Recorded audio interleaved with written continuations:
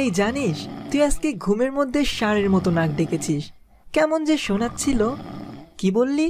আমি নাক ডেকেছি? না, এ হতেই পারে না। আচ্ছা, আমি কি সত্যিই নাক ডেকেছি? না, সবাই যেহেতু বলছে তাহলে হয়তো আমি সত্যিই নাক ডেকেছি। কিন্তু কিভাবে যে এ থেকে মুক্ত হতে পারি? ইস, এমন যদি কিছু উপায় থাকতো যা দিয়ে আমি আমার নাক ডাকার অভ্যাসটা চিরতরে বন্ধ করতে পারতাম। হ্যাঁ, আমাদের মাঝে এমন অনেকেই আছেন যারা ঘুমের মধ্যে নাক ডেকে থাকে, কিন্তু মজার ব্যাপার হলো যে নাক ডাকে সে কখনোই বিশ্বাস করতে চায় না যে সে নাক ডাকে। তাই এই ভিডিওতে আজকে আমি আপনাদের সাথে শেয়ার করব কিভাবে খুব সহজে অল্প কিছু নিয়মেই আমরা নাক ডাকা থেকে মুক্ত হতে পারি।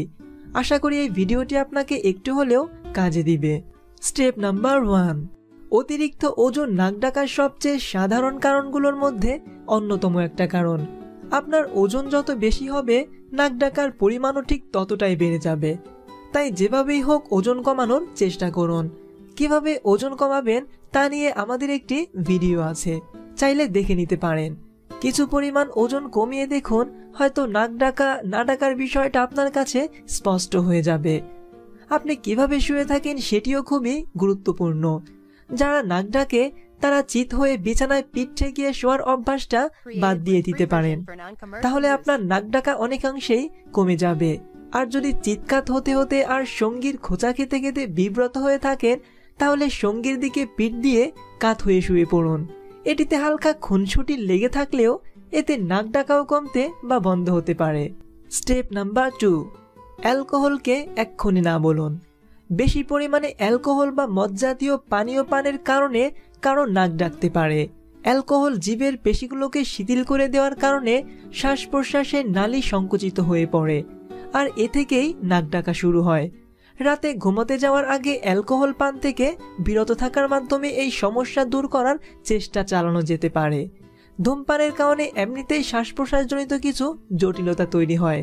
আবার ধূমপান থেকে টার্বাইনেটাস নামে নাকের বিশেষ এক ধরনের টিস্যু স্ফীত হয়ে যেতে পারে এবং এ থেকেও শ্বাস প্রশ্বাসের জটিলতা সৃষ্টি হতে পারে। ধূমপানের এই দুই পার্শ্ব প্রতিক্রিয়ার কারণেই নাক ডাকার সমস্যা হতে পারে। আর কিভাবে ধূমপান থেকে মুক্তি পাবেন তা নিয়ে আছে আমাদের বিশেষ একটি ভিডিও, চাইলে সেটিও দেখে নিতে পারেন। স্টেপ নাম্বার 3, আপনার বিছানা পরিষ্কার রাখুন। বিছানাপত্রে বেশি ধুলাবালি থাকলে, ঘর বেশি ময়লা হলে শ্বাস প্রশ্বাসের সমস্যা হয়। এ পরিস্থিতিতে নাকের নালীতে ধুলা ময়লা সংক্রমিত হয়ে নাকের পেশি ফুলে উঠতে পারে এবং নাক ডাকা শুরু হতে পারে। তাই বিছানাপত্র ও ঘরদোর পরিষ্কার পরিচ্ছন্ন রাখাটা খুবই জরুরি। এটাই স্বাস্থ্যসম্মত এবং এতে ঘুমও ভালো হয় আর নাক ডাকাও দূর হতে পারে। স্টেপ নাম্বার 4, নাক না গলা সেটি জেনে নিন। আপনি নাক দিয়ে শব্দটা করছেন নাকি গলা দিয়ে, সেটি আগে নিশ্চিত হওয়া খুবই জরুরি। অনেকের ক্ষেত্রে আবার দুটো একসঙ্গেই হতে পারে। তবে নাক বা গলার যে কোনো একটায় সমস্যা থাকলে নিশ্চিন্তে আপনি নাকের ড্রপ বা গলার স্প্রে যে কোনো একটা বাদ দিয়ে দিতে পারেন। পাশাপাশি নির্দিষ্ট কারণ খুঁজুন। চিকিৎসা বিজ্ঞান অনুসারে নাক ডাকার 3টি প্রধান জৈবিক কারণ আছে। নাকের নালীতে পুরো নরম প্রলেপ থাকে, অন্য কোনো কারণে নাকের নালী আংশিক সংকুচিত থাকা এবং জিহ্বার পিছনে বায়ুপথ সংকুচিত থাকা। আসল কারণ খুঁজে বের করতে না পারলে এ থেকে নিস্তার পাওয়াটা মুশকিল হয়ে যাবে। তাই ভালো একজন নাক কান গলারোগ বিশেষজ্ঞ ডক্টর দেখিয়ে পরামর্শ নিন। স্টেপ নাম্বার 5, মশলাযুক্ত খাবার কমিয়ে দিন। অতিরিক্ত পরিমাণে মশলাযুক্ত খাবার খেলে পাকস্থলীতে বেশি মাত্রায় অ্যাসিডের প্রতিক্রিয়া শুরু হতে পারে। অনেক গবেষণায় দেখা গেছে এই জাতীয় সমস্যার সঙ্গে নাক ডাকার খুব ভালো একটা সম্পর্ক আছে। যদি কিছুতেই নাক ডাকার কারণ খুঁজে বের করতে না পারেন, তাহলে খাবার দাবারে মশলার পরিমাণ কমিয়ে বিষয়টা পরীক্ষা করে দেখতে পারেন। তাহলে নিজেই বুঝতে পারবেন। যদি এত কিছু করার পরেও নাক ডাকা বন্ধ না হয়, তাহলে ভালো একজন নাক কান গলারোগ সার্জনের কাছে যান। আশা করি আমার আজকের টিপসগুলো মেনে চললে একটু হলেও আপনার নাক ডাকার সমস্যার সমাধান হবে।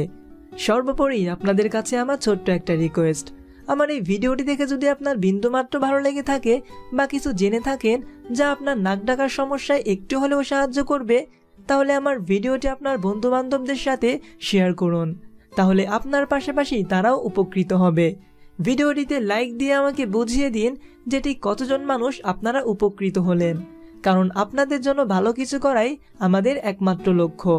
ভিডিওটি সম্পর্কে আপনার কোনো মতামত বা পরামর্শ থাকলে বা পরবর্তী কী নিয়ে ভিডিও দেখতে চান তা কমেন্ট করে জানিয়ে দিন।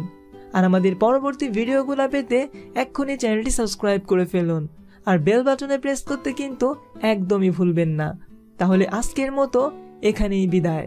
সবাই ভালো থাকবেন, সুস্থ থাকবেন। আল্লাহ হাফিজ।